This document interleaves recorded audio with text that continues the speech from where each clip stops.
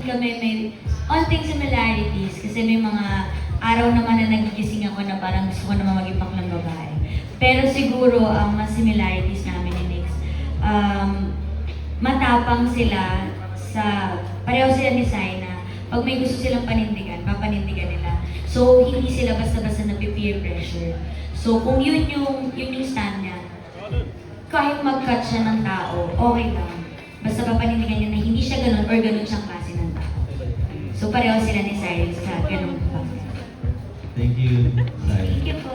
Si ano naman, Alexa, tanong ko lang, parang ano before this media call, napanood namin yung interview mo sa TV Patrol about isa to sa mga, mga medyo mature roles because you have your kissing scene with JC Rivera, di ba?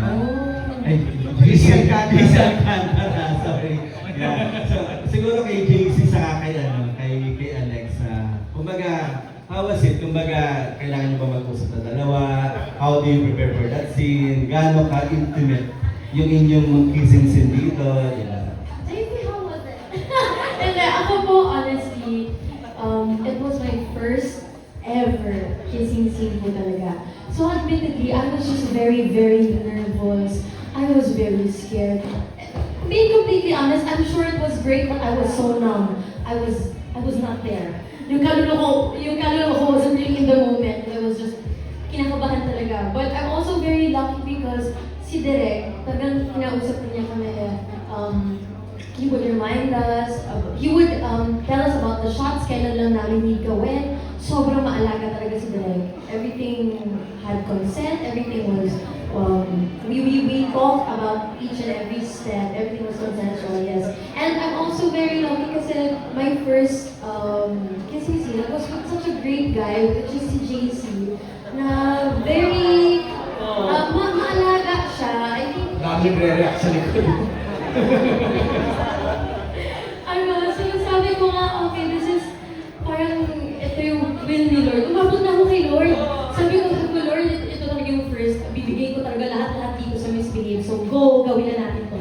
Kaya perfect na si JC kasi he was such a very gentle partner, very hands-on din siya, very maalaga. So, I think it went well naman. But again, I was so out of it. I'm sure it was good.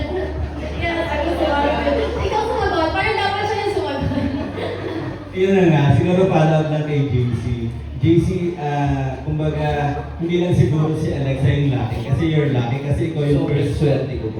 isinsin niya sa on-screen, di ba?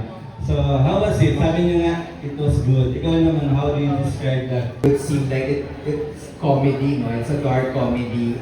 We don't take our topics very lightly, pero kasi yung treatment namin, we really wanted to push a little bit of humor, and at the same time, we want then the victims or the survivors to have the last laugh. And when you watch this show, I hope that you get that last laugh together with these women. Also, di ba madalas coping mechanism naman talaga na after everything, pagkatawanan mo, hindi mo in-validate or hindi mo tinignan as petty yung mga napagdaanan mo. But it's a sign of victory. It's a sign of survival na kaya ko na siyang tawanan eh. So parang yun yung tono namin na kapag pinanood kami yung thought bubble ng mga survivors. Kami yung never nilang nasabi ng mga lines. Kami yung mga actions or body language na never nilang na-express fully. Yung mga what could have been nila, mga what ifs nila will be here to be the representation of your what could have been. Okay, having said that, before I move on to her next question, kayo yung mga kabataan ngayon, do you think this is effective? Is the message getting across, Rain? Absolutely. I feel like this is a risk we took, and I don't want to ever regret it. We don't regret it. One thing that I really love, it started with such good reassurance. Within stepping onto tapings, shooting dates, we have each other. We know. Alam namin na kami pinagdadaan ng door or galing lang ito ng iyak. Pero support system po talaga kami.